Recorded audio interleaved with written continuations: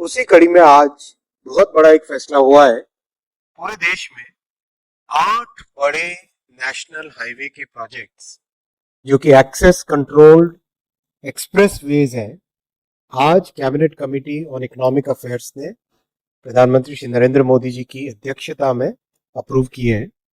ये projects 935 kilometre की total length के हैं और इसमें 50,000 करोड़ रुपए का इन्वेस्टमेंट होगा। 50,000 करोड़ रुपीस का इसमें इन्वेस्टमेंट होगा।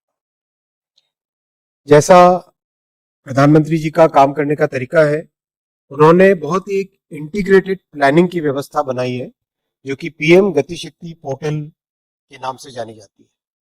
इसमें देश भर में जहां पर भी ट्रांसपोर्टेशन की रिक्वायरमेंट है और जो देश भर में जो एग्जिस्टिंग इंफ्रास्ट्रक्चर है, उन दोनों को हार्मोनाइज करके और कहां पे नए प्रोजेक्ट बनने चाहिए वो व्यवस्था उस पोर्टल में है।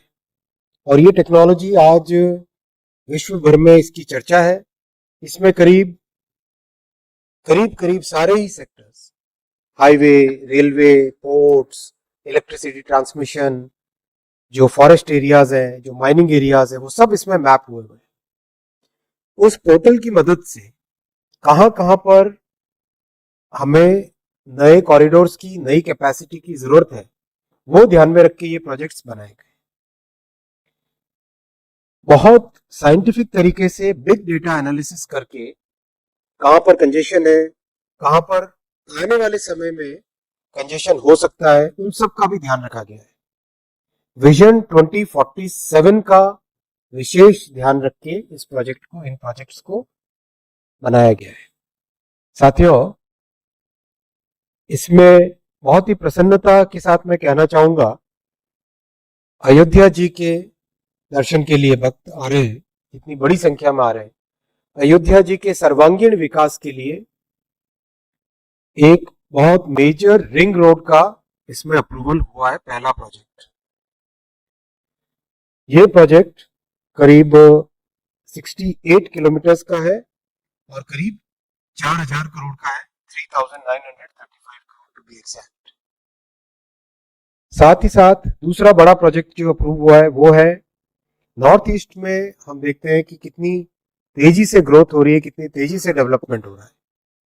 तो प्रधानमंत्री जी की जो एक्ट ईस्ट पॉलिसी है, उसके तहत गुवाहाटी शहर के डेवलपमेंट के लिए एक नया प्रोजेक्ट आज इसमें अप्रूव हुआ है। ईडीपी से दूसरा प्रोजेक्ट अप्रूव हुआ है, वो है गुवाहाटी बाईपास, और जो एग्जिस्टिंग हाईवे है उसके साथ कनेक्ट करके एक तरह से गुवाहाटी के चारों तरफ एक रिंग रोड की तरह बनेगा।